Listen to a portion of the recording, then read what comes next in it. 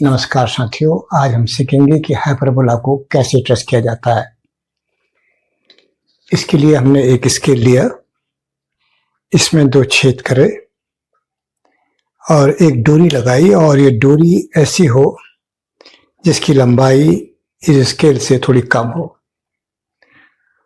और ये डोरी ऐसी भी होनी चाहिए कि ये खींचे नहीं। मजबूत डोरी आप लें, ये खींचे नहीं। इसके बाद हम एक पन्ना ले रहे हैं और बोर्ड में पन्ने को लगा रहे हैं। अब हमने ये 2 पिन को इस बोर्ड में कस दिया है। इसको मैं पहला फोकस कर रहा हूं और इसको हम दूसरा फोकस कर रहे हैं। अब हमने एक फोकस में ये स्केल को लगा दिया और दूसरे फोकस में ये डोरी को फिर ऐसे टाइट कर दिया। एक पेन के जरिए मैं इसको खींचने की कोशिश कर रहा हूँ। देखिए, ये पेन लिया, इसको धीरे धीरे, ये डोरी हमेशा इसमें तनी हुई होनी चाहिए, ये ख्याल करने की चीज है।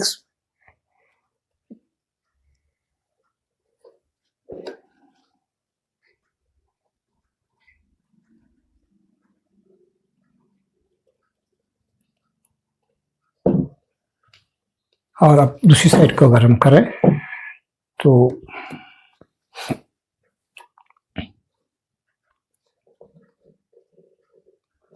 देखें कि ये किस तरह से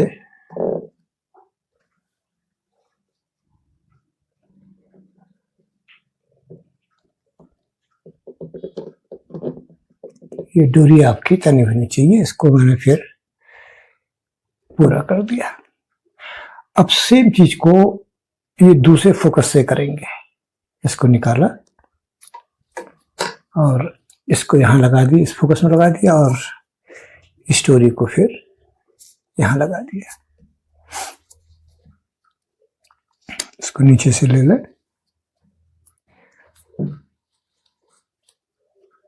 अब सेम प्रक्रिया यहां से भी कर रहा है।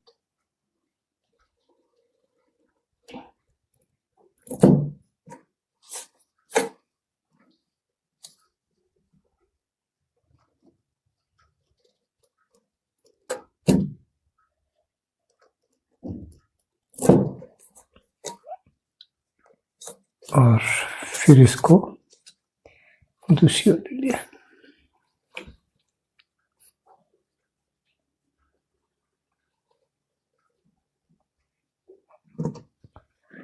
इसको मैंने मिला लिया।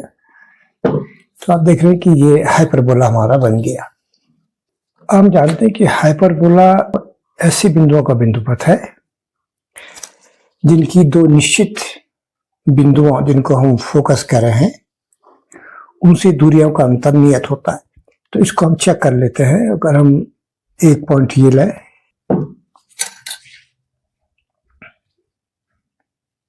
तो ये डिस्टेंस करीब 7 सेंटीमीटर, ये पॉइंट मैंने लिया, ये 7 सेंटीमीटर आ रहा है। ये डिस्टेंस हमारी 7 सेंटीमीटर है।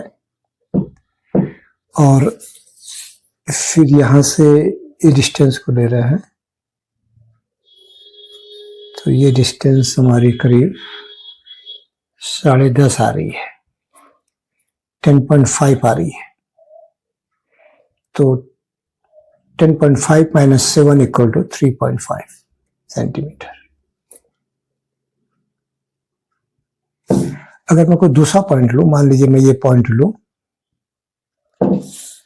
तो ये डिस्टेंस आप देखें, ये करीब 4 सेंटीमीटर आ रही है। देखिए, ये डिस्टेंस आ रही है हमारी 7.5 सेंटीमीटर। तो इसका अंतर करें तो फिर ये 3.5 सेंटीमीटर। सेम चीज अगर मैं यहां पर ले लूं, कोई पॉइंट ले लें, तो इस डिस्टेंस को अगर आप नापें तो ये 7 सेंटीमीटर आ रहा है।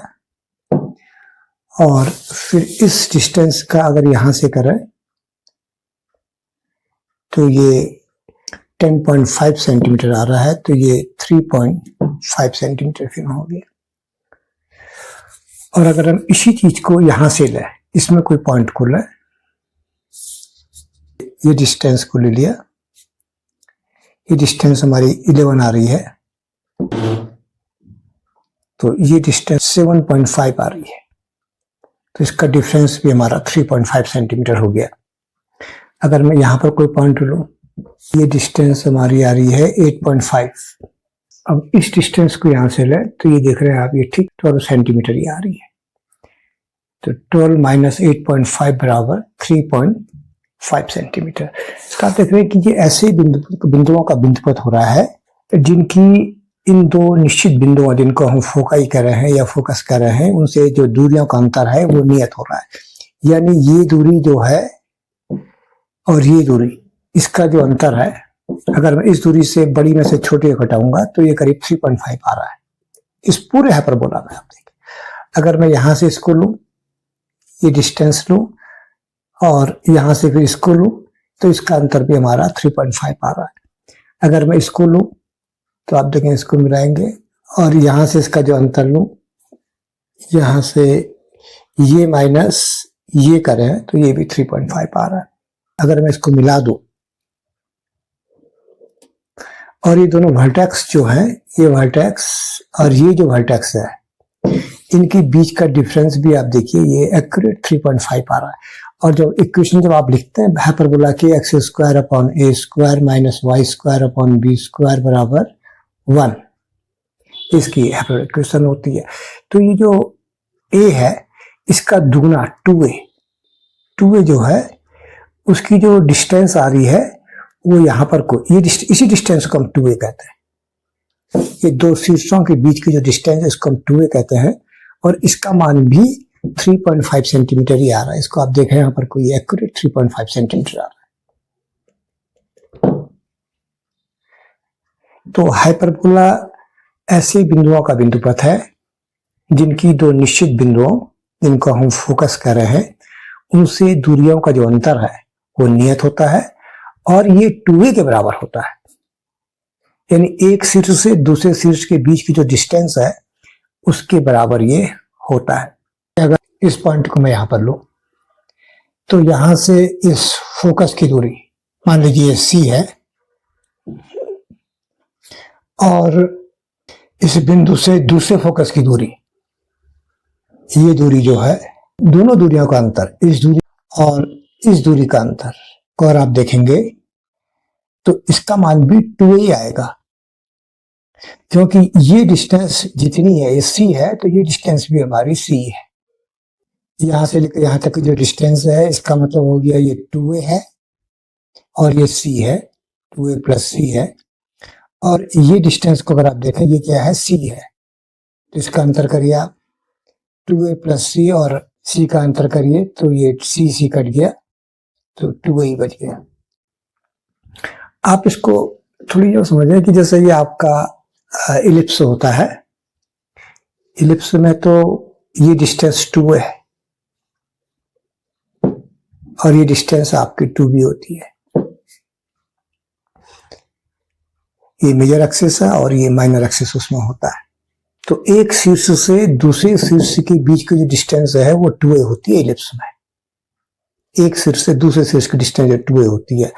और अगर आपने इसको करीब करीब अगर थोड़ी याद करने के लिए क्या करें, हमने इसको ऐसा आधा भाग को ऐसे लगा दिया, आधे भाग को ऐसे लगा दिया। ये शीर्ष a था, ये शीर्ष b था, ये शीर्ष a यहाँ पर आ गया, शीर्ष b यहाँ पर आ गया। तो ये डिस्टेंस जो AB की डिस्टेंस अभी भी 2a ही है। ये 2a आपका आ रहा है, वो 2a के बराबर ही आ रहा है। लेकिन ये ख्याल करें, ये बात तो आपसे केवल याद करने के लिए कही जा रही है।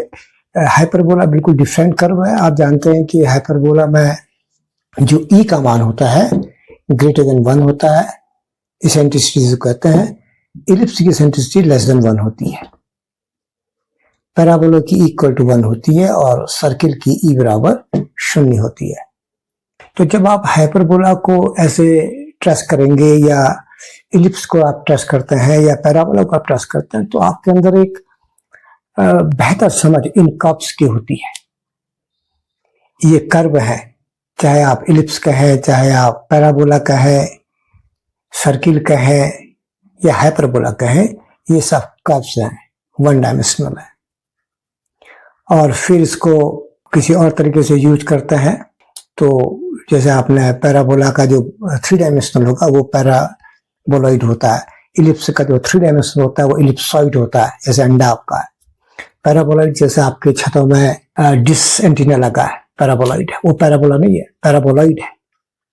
अब ऐसे ही आपने चूड़ी बना दी, तार को ऐसा घुमा दिया, पतला तार घुमा दिया, तो ये सर्किल आपका है। और सर्किल को जो अगर आप किसी डायमीटर के अलाउंग घुमाते हैं ऐसे, तो फिर वो आपका स्फीयर बन जाता है, थ्री डायमेंशनल बन जाता है स्फीयर। तो सर्किल का थ्री डायमेंशनल आपका स्फीयर है, इलिप्स का इलिप्सॉइड है, पैराबोला का पैराबोलॉइड है। ऐसे हाइपरबोला का जो थ्री डायमेंशनल है वो हाइपरबोलॉइड है। और इनका इस्तेमाल भी हम जो रिसीवर के रूप में जो एंटीना बनाते हैं उसके लिए भी हम इसका इस्तेमाल करते हैं।